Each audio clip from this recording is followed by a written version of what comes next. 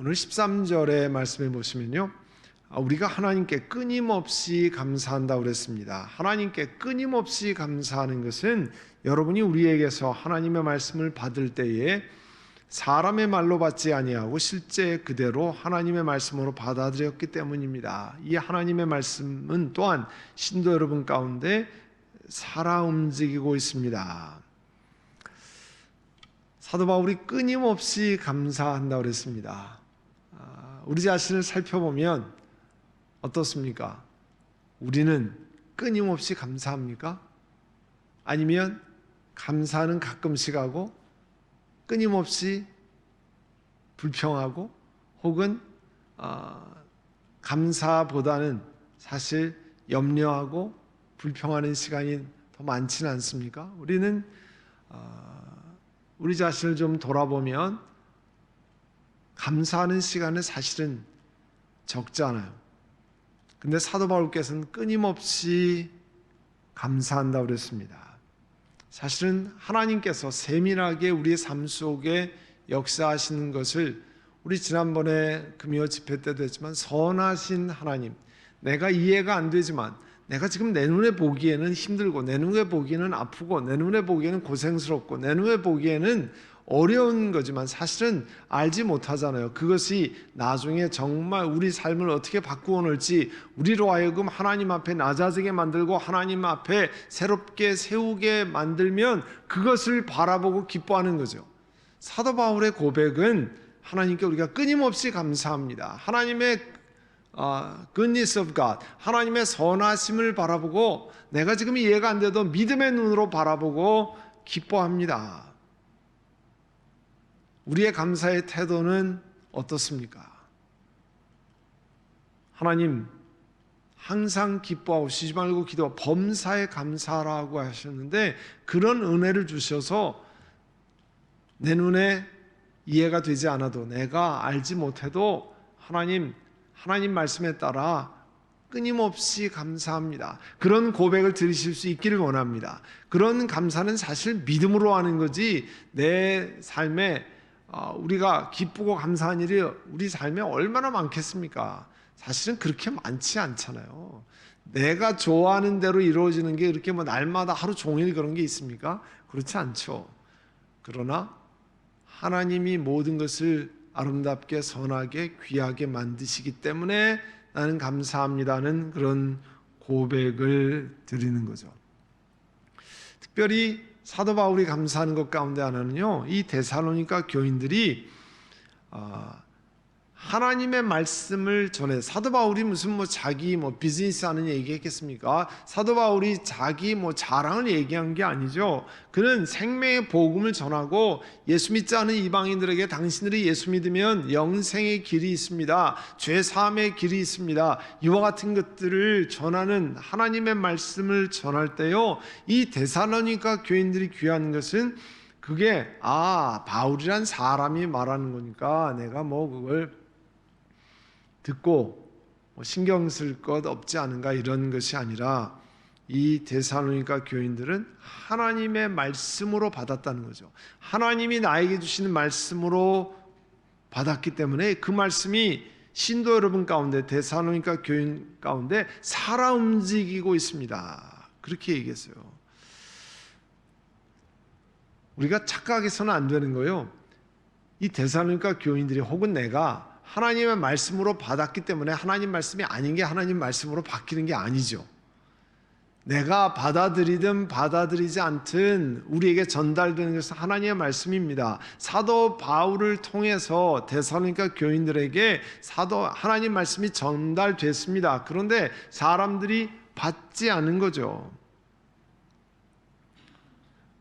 문제는 하나님의 말씀으로 사람이 받지 않아도 여전히 그 말씀은 하나님의 말씀이지만 중요한 것은 내가 믿음으로 받지 않으면 아무런 역사가 내 삶에 일어나지 않는다는 거죠.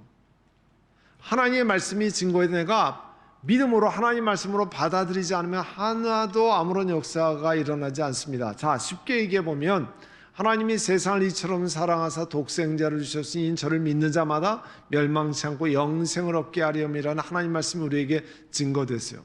그런데 하나님 말씀을 그 말씀 그대로 받아들이는 사람은 죄 사함을 받고 영생이라고 하는 것을 시작되고 하나님의 나라에 나중에 입성합니다. 똑같은 말씀이 떨어졌지만 그 말씀을 믿지 않는 사람에게는 영생의 길이 열리지 않습니다. 하나님의 말씀으로 받아야 생명의 효력이 우리에게 나타납니다. 고린도전서 15장 2절에요. 이런 말씀이 있습니다. 내가 여러분에게, 고린도 교회에게 사도 바울이 전하는 거죠.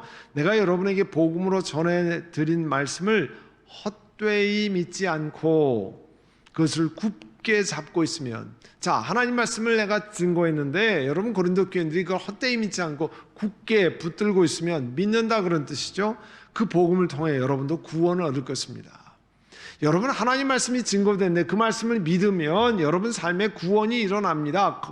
건짐받는 것이 일어난다고 하는 얘기죠. 복음서에 그런 이야기가 여러 군데 나오잖아요. 마태복음 13장 54절 이하에 예수님이 자기 고향 갈릴리에 가셔서 회당에서 사람을 가르치신 이야기가 나옵니다. 사람들이 놀래서 서로 질문합니다. 이 사람이, 저 예수란 사람이 우리가 아는 사람인데 아니 저기 어떻게 저런 지혜와 저런 놀라운 능력을 얻었을까? 이 나사렛 동네에 사는 사람이기 때문에 알잖아요. 이 사람은 목수의 아들 요셉을 알기 때문에 목수의 아들 아닌가? 그 어머니는 마리아고 이 사람이 그 아우들은 야고보, 요셉, 시몬, 유다, 줄줄이 형제들도 아는 거 보면 굉장히 잘 아는 거죠. 그냥 아는 정도가 아니죠. 이름 알고 또 그 아버지의 그 예수의 가정의 요셉, 마리아가 누군지 알고 형제들의 이름까지 다 아는 거 보면 상당히 깊이 아는 거잖아요. 그러니까 누군지 잘 아는 사람이에요. 그 누이들이 지금 우리 동네에서 살고 있는데 아니 지금 가르치는 게 저게 과연 어디서 난 것일까 이제 질문하기 시작했습니다.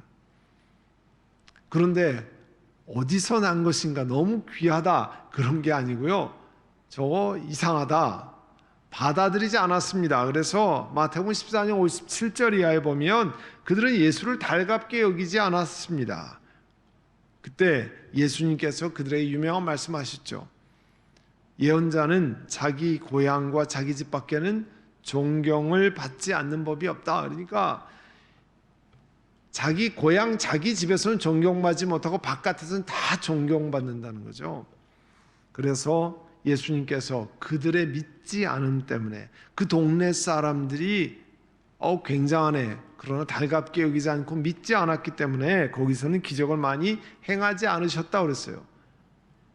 기적이 일어날 거긴 찬스인데, 기적이 일어나야 되는데, 예수님 보면 그 복음서에 보면 가는 곳마다 병자가 치유받고 귀신 들린 사람이 쫓겨가고 온전하게 되는 역사가 일어났잖아요. 근데 믿지 않았기 때문에 기적이 일어나지 않았다고 그랬어요. 오늘 그 이야기를 하는 겁니다. 하나님 말씀을 받을 때 하나님 말씀으로 받는 사람은 그 삶의 역사가 일어나는 거잖아요. 그러니까 똑같은 말씀이 우리에게 주어졌습니다. 그런데 그 말씀이 내 삶의 기적으로 다가오는 사람은 믿는 사람이고요. 그 말씀이 아무런 역사가 일어나지 않는 것은 믿지 않는 사람입니다. 오늘 그걸 말씀하고 있는 거예요. 아니 이왕 신앙생활 하는데 예수 믿고 하는데 하나님 말씀이 우리 삶에 기적으로 일어나는 그 역사를 하나님 주시겠다고 하는데 믿고 따르고 그 말씀을 받아들일 때 오늘 하나님 말씀 기적이 일어난다는 거잖아요. 그런데 그렇지 않은 경우에는 예수님이 기적을 많이 행하지 않으셨다고 그랬습니다. 그런데 오늘 13절에 보면요, 이 데살로니가 교인들이 그 말씀을 하나님 말씀으로 믿고 받아들였기 때문에 신도 여러분, 데살로니가 교인 여러분 가운데 살아 움직이고 있습니다. 그 말씀이 그대로 역사하고 있다는 거죠. 그래서 좀 이따 나오겠습니다만 데살로니가 교인들이 고난을 통과하면서도 그 속에서도 생명의 복음이 살아 움직인다라고 말씀하는 겁니다. 데살로니가 교인들이 어떤 일을 통과했냐면요, 14절에 여러분 보세요.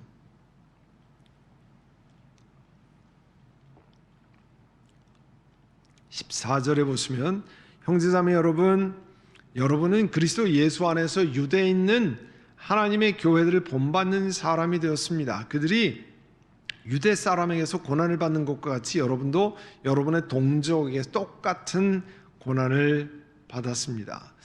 이 데살로니카에 있다가요, 사도 바울이 전도하다가 데살로니카에서 사도 바울의 일행을 영접했던 사람이 있어요. 야손이라고 하는 사람이 있었는데, 그 야손이라는 사람이 바울의 일행을 영접했다고 그래서 그 관리들이 야손을 잡아들였습니다. 결국 사도 바울과 동료들을 잡아들이기 위해서 그렇게 한 거죠. 그래서 할 수 없이 다음 지역인 베레아로 떠났어요. 그리고 베레아에서 전도하던 중에 사도행전 17장 13절에 보면요, 데살로니카에 있는 유대인들이 또 내려와서 사도 바울이 전도하는 것을 방해했습니다. 그러니까 딴 동네까지 쫓아가가지고 전도 못하게, 자기들만 안 믿는 게 아니라 다른 사람 믿으려고 하는 것도 쫓아가가지고 못 믿게 만들었던 사람이 유대인들입니다.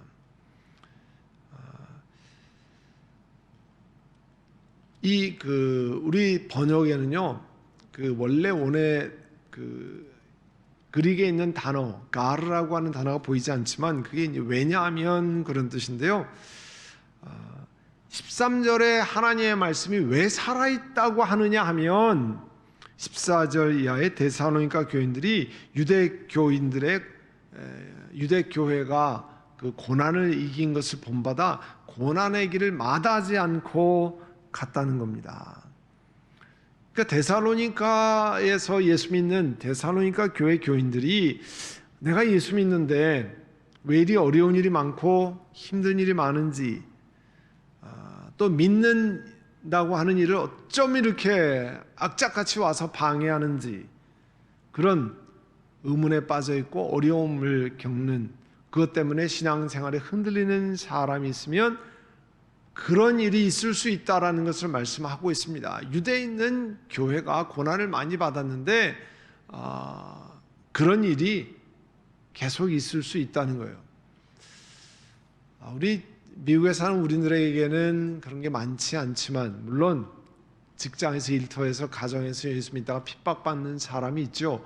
가까운 식구들에게, 또 직장에서 동료나 상사들에게 핍박받는 사람이 있습니다.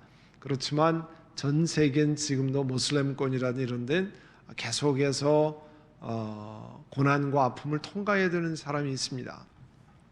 그 전에 이제 그 기도 제목 부탁이 왔을 때 우리 교회가 동역하는 그 타지키스탄의, 중앙아시아 타지키스탄의 이 조나미 선교사님이 그때 기도 부탁한 게 있어요.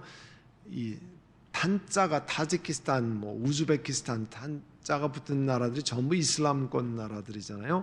이 타지키스탄에서 사역을 하는 조나미 선교사님도 세례할 때, 세례 주기 전에요, 이렇게 물어보고 대답을 하는 사람에게 세례를 준다는 거예요. 뭐라고 얘기했냐면, 당신 예수 믿는 것 때문에 죽을 수 있습니다.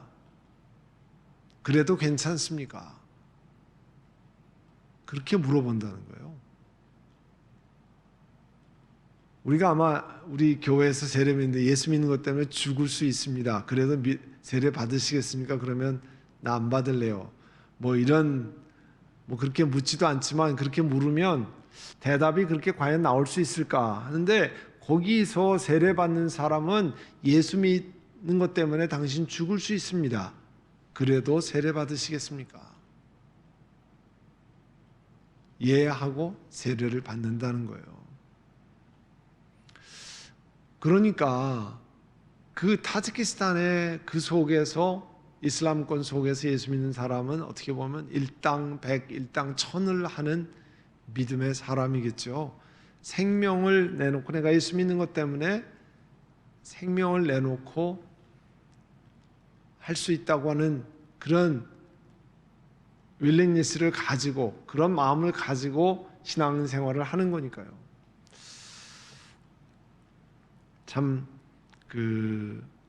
오늘 이 데살로니가 교회도 예수 믿는 것 때문에 고난을 많이 겪는 사람이 있었는데 그런 일들이 일어나는 겁니다. 그러니까 너무 이상하게 생각하지 마십시오. 이런 말씀을 하고 있습니다. 그리고 15절 16절에 보면요. 유대 사람은 주 예수와 예언자를 유대 사람이 어떤 사람들이었느냐? 우리가 성경에 보면 아시다시피 유대 사람은 주 예수와 예언자를 죽이고 우리를 내쫓고 하나님을 기쁘게 해드리지 않고 모든 사람에게 적대자가 되었습니다. 유대 사람들이 그랬잖아요. 예수님 십자가에 못 박으라고 얘기한 사람들이 유대 사람이고 지금도 사도 바울이 복음을 전할 때 예수 못 믿게 만들려고 딴 동네까지 쫓아와서 못 믿게 하는 사람 누구예요? 유대 사람이었어요. 16절에 보시면 그 얘기를 하고 있습니다. 그들은 우리가 이방 사람에게 말씀을 전해서 구원을 얻게 하려는 일까지도 방해하고 있습니다. 그리하여 그들은 자기들의 죄의 분량, 유대인들이 하는 죄의 분량을 채웁니다. 마침내 하나님의 진노가 그들에게 이르렀습니다. 이 15절 16절이 우리가 보통 엔타이세미티즘이라고 하잖아요. 반유대주의를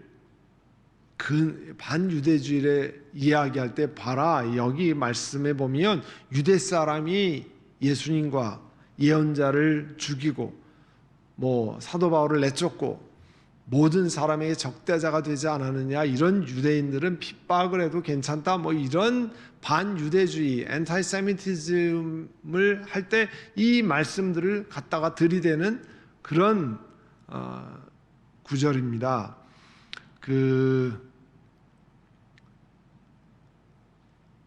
십자군 전쟁할 때 유럽에서 그리스도인들이 십자군으로 가입을 해서 예루살렘을 점령했던 이슬람권 사람들을 죽이고자 전쟁을 선포하고 글로 갔잖아요. 그때 십자군 전쟁 때 모슬렘만 죽인 게 아니고요, 그 예루살렘에서 유대인들도 학살을 많이 했습니다. 왜냐하면 예수님을 죽인 민족이라고 했기 때문에. 우리 예수 믿는 사람인데 예수 믿는 죽인 민족이기 때문에 그 사람들도 학살했던 일이 있습니다. 근데 사람이 참 연약하다고 하는 것을 우리가 알 수 있는 게요, 우리 종교 개혁자 마틴 루터잖아요. 우리 개신교의 시작을 했던 참 많은 존경을 받고 또 귀한 일을 했던, 그런데 이 마틴 루터의 어두운 면이 있다고 하면 뭐냐면 마틴 루터가 반유대주의를 부추기는 글을 썼습니다.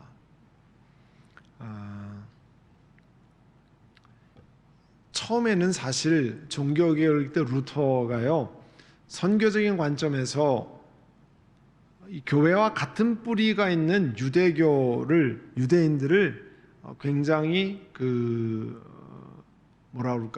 옹호하는 이야기를 했습니다. 그리스도인들 때문에 십자군 전쟁 때 유대인들이 학살도 당하고 이렇게 해서 유대인들을 불쌍히 여기는 이야기를 했습니다. 그런데 종교개혁이 95개 조문을 루텐버그 성문 앞에 붙인 게 1517년이잖아요. 처음에는 이렇게 유대인들을 불쌍히 여기는 말을 했는데 한참 뒤에 1543년이니까 1517년에서 26년이 지났을 때인데요, 1월 달에 이 마틴 루터가 반유대주의로 급선회하는 글을 발표했습니다. 무슨 제목이었냐면 유대인들과 그들의 거짓말에 관하여라고 하는 그런 글이에요. 거기에서 기독교인들이 유대인들을 증오하는 이유는 예수님을 십자가에 못 박게 한 장본인들이 유대인이라고 하는 이야기를, 마틴 루터도 그런 이야기를 이제 한 겁니다. 유대인들이 십자가에 못 박은 건 사실이죠. 그런데 하여튼 그런 이야기를 하면서 이런 엄청난 악을 행하고도 깨닫지 못하는 사람들이 유대 민족이다. 예수님을 메시아로 인정하지도 않고 자기들이 고대하고 있는 메시아를 아직도 기다리는 그런 민족이다. 그러니까 유대인은 하나님이 선택한 민족이 아니고 마틴 루터가 이 유대인들은 사탄의 자식이라고 이렇게 이야기를 했습니다. 그리고 그 책에서 유대인들이 모이는 시나고그 회당을 불태우고 뭐 그들이 다니는 학교를 불지르고 뭐 그런 이야기를 했어요. 그래서 이 루터가 종교개혁자지만 참 이 사람이 참 연약하다고 하는 것을 알 수 있는 게 그 유대 민족에 관해서는 이런 이야기들을 했습니다. 그래서 심지어 집들을 유대인들이 사는 집들을 다 파괴하고 그 유대인들이 모이는 회당을 다 파괴하고 이런 이야기를 했어요. 참 우리가 이해하기 어려운 이야기들을 했고요. 그리고 그 특별히 유대인들이 이제 보는 기도서 혹은 그들의 글 탈무드 같은 것들을 다 압수하라고 이런 이야기를 했습니다. 참 루터를 이해할 수 없는 부분이기도 합니다. 그러니까 루터가 맞는 건 아니죠. 그분이 종교 개혁자로 정말 귀한 일을 했지만 루터가 생각한 이 유대인들에 대한 개념은 우리가 성경이 전체에 가리키는 내용과 맞지 않죠. 우리 그 유대인은 기독교인들이 유대인을 적대시할 대상이 아니죠. 사실은 비록 그들의 조상들이 예수님을 죽음으로 몰았지만 우리 하나님께서 우리들에게 은혜로 그들을 안갚음을 하는 것이 아니라 그들에게 복음을 전해서 예수님 앞으로 돌아와야 할 대상이지 그들을 우리가 핍박하고 할 대상이 아니잖아요. 물론 유대인뿐만 아니라 전 세계에 악하게 하는 사람들이 굉장히 많이 있습니다. 그 사람들도 다 복음을 들어야 하고 회개할 대상이죠. 본인이 뭐 회개하지 않고 그런 길로 가겠다고 하는 건 우리가 어떻게 말릴 수 없지만 그러나 뭐 우리 같은 민족 안에서 악한 사람 또 유대인들도 복음을 듣고 주님 앞에 나와야 될 대상이죠. 진정한 하나님의 백성으로 되어야 될 대상이잖아요. 그것을 사실은 예수님이 원하시는 것 아니에요? 그러니까 오늘 이 14절 15절 그 말씀을 참고로 여러분 보시면 이제 이런 말씀을 가지고 이 반유대주의를 앞장서는 사람들이 이런 이야기를 했는데 그걸 참고로 여러분 아시면 좋겠습니다. 그리고 여러분 17절에 보시면 형제자매 여러분 우리가 잠시 여러분을 떠난 것은 얼굴이요 마음은 아닙니다. 우리는 얼굴을 마주하고 여러분을 볼 수 있기를 간절히 바라고 있습니다. 사도 바울은 마치 부모 떠난 자녀를 찾는 것처럼 자기 품에서 떠난 자녀를 간절히 찾는 부모처럼 그런 마음으로 이 데살로니가 교인들을 간절히 바라보고 있었습니다. 왜냐하면 그 이유가 18절에 있어요. 그러므로 우리는 여러분에게로 가고자 했고 특히 나 바울은 한두 번 가고자 했습니다. 그러나 사탄이 우리를 방해했습니다.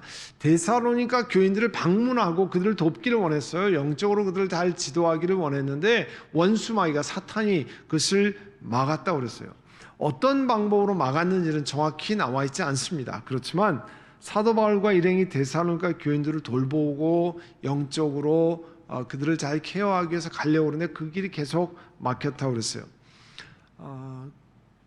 그 C.S. 루이스가 쓴 그 전에 소개한 책인데 그 스크루테이프의 편지 거기 보면 그 악마들의 세계에서 일어나는 것을 이제 상징적으로 글로 표현한 거잖아요.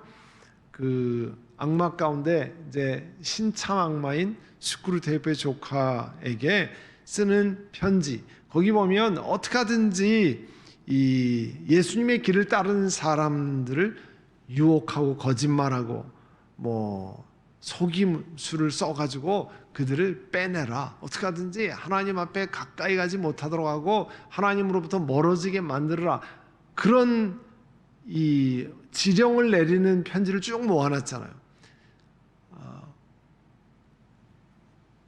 그걸 보면 자, 원수마귀가 예수 믿는 사람들을 어떻게 하든지 잘못된 길로 인도하기 위해서 속이고 거짓말하고 그렇게 해서 사람들로 하여금 낙심시키고 그렇게 해서 하나님 앞에 나가지 못하게 만드는 것이 악마가 하는 일이잖아요. 그래서 그 쫄개들이 그런 일을 시킨다고 하는 것을 그 스크루테이프 편지가 상징적으로 말하고 있잖아요. 오늘 사탄이 그렇게 방해한다고 그랬습니다. 오늘 우리도요, 예수 믿고 주님 사랑하고 주님 더 섬기고 주님 앞에 더 가까이 가는 것을 원수마귀가 계속 방해하는 거죠. 그러니까 어떤 일이 일어났을 때 우리가 잘 분별해야 됩니다. 아, 이게 나로 하여금 낙심시켜서 나로 하여금 사람에게 실망하게 만들어서 하나님 앞에 가까이 가는 것 다 포기하게 만드는구나. 여러분, 하나님 앞에 더 사명을 감당하고 하나님이 부르실 때까지 가는 거 포기하게 만드는 것은 하나님 뜻이겠습니까? 당연히 아니잖아요. 아, 나 이제 다 집어쳐, 이제 뭐 어떻게 이럴 수가 있어, 난 모든 거 포기할래, 뭐 관둘래, 뭐 이런 거 다 우리 마음이 그런 마음이 일어나는 건 다 어떤 겁니까? 하나님의 가까이 있는 것을 방해하는 거잖아요. 그게 원수마귀가 하는 중요한 계획 가운데 하나잖아요. 낙심시키는 것, 사람에게 실망하게 만드는 것, 그 다음에 방해가 일어나서 에이 어차피 뭐 이게 늦었어, 할 수 없어, 이렇게 해가지고 포기해버리는 것. 교묘하게 여러분에게는 좋은 일 같지만 실제로 따져보면 하나님 앞에 가까이 가는 것을 방해하는 것, 그거는 영적으로 좋은 일 아니죠. 여러분 삶은 편할지 모르지만 그게 영적으로 우리를 하여금 하나님으로부터 멀어지게 만들면 내 육신은 편할지 모르지만 영적으로는 도움이 하나도 안 되는 거잖아요. 우리가 육신 편하기 위해서만 사는 건 아니잖아요. 이 땅에 잘 살고 편안하고 육신 편하기 위해서만 사는 게 아니라 우리의 삶은 하나님 나라에 갈 때까지 하나님이 우리에게 맡겨주신 사명을 완수하는 데 목표가 있잖아요. 그걸 통해서 나를 예수 그리스도 닮아가는 사람으로 만들기 위해 사는 거잖아요. 내가 고난과 아픔과 어려움을 통과하는 것, 하나님 왜 그런 일을 하실까? 하나님이 나를 빚어서 하나님이 기뻐하시는 형상으로 만들어가는 거잖아요. 하나님이 나를 향한 계획이 잘 살고 높아지고 굉장한 일을 이루는, 어깨에 힘이 들어가는 뭐 그걸 위해서 하는 게 아니라 우리를 하나님의 형상으로 만들어서 하나님이 기뻐하는 사람으로 만들어 가는데 있잖아요. 그러려면 내게 일어난 일을 잘 분별해야 되죠. 내가 하려고 하는 것도 잘 분별해야 되죠.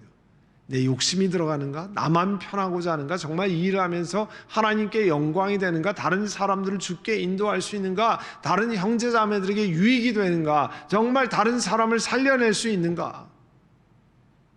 주님을 기뻐하는 삶을 살 수 있는가? 내가 이 결정을 내리는데 하나님이 기뻐하실까?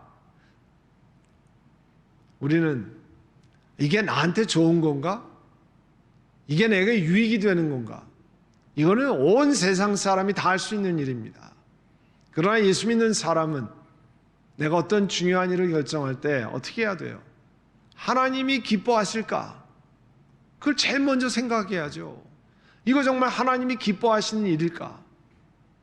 하나님께 영광이 될까? 내가 이 일을 통해서 하나님이 나를 사용하시는 하나님의 사명을 이루는 일일까? 하나님의 사명을 이루는 일에는 내가 불편하고 힘들고 어려워도 내가 그 뜻을 순종하고 나에게 유익이 안 되는 것 같아도 하나님의 영광을 위하는 것이면 하나님 나라가 확장되는 거고 다른 사람들이 유익을 얻는 거면 내가 기쁨으로 하겠습니다. 그게 주의 사람이, 그리스도의 제자된 사람이 가는 길이잖아요. 오늘 사도 바울도 사탄이 방해했다고 그랬어요. 우리도 사탄이 방해하는 일이 많습니다. 그러니까 분별하고 또 잘 디서닝을 해야 돼요. 오늘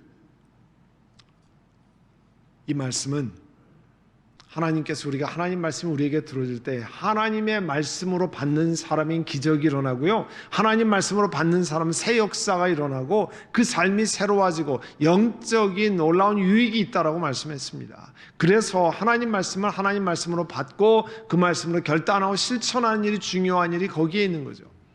오늘 우리 그 내용으로 기도하려고 합니다.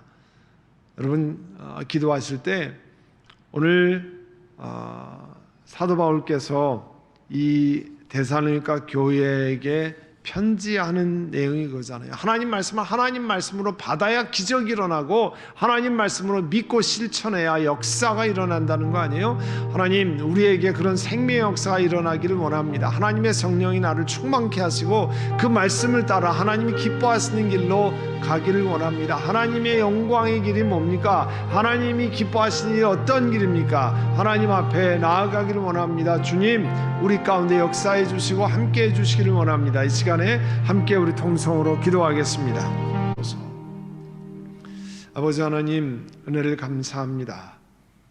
오늘 데살로니가 교인들처럼 우리들에게 주어진 하나님 말씀을 하나님 말씀으로 받아들여서 그 말씀이 우리를 새롭게 하고 그 말씀으로 인해서 기적을 체험하고 그 말씀으로 살아나고 그 말씀으로 다른 사람을 살리는 죄를 되기를 원합니다. 사랑하는 주님, 우리의 삶 속에 하나님이 기뻐하신 뜻이 무엇인가를 돌아보고 하나님의 나라에 갈 때까지 하나님 무엇을 맡기셨는지, 어떻게 하는 것이 하나님이 기쁘시게 하는 건지, 하나님을 영화롭게 하는 건지, 주님의 나라에 하나님의 교회에 유익이 되는 건지 돌아보는 저희를 되기를 원합니다. 사랑하는 주님, 그래서 주께서 말씀하신 것처럼 우리를 하나님의 형상으로 빚어가실 때 하나님 우리 삶에 일어나는 아픔과 고통과 모든 일을 다 사용하시는 그 하나님 앞에 감사하며 한시도 감사를 놓지 않고 주님 앞에 나아가는 저희 모두가 되기를 원합니다.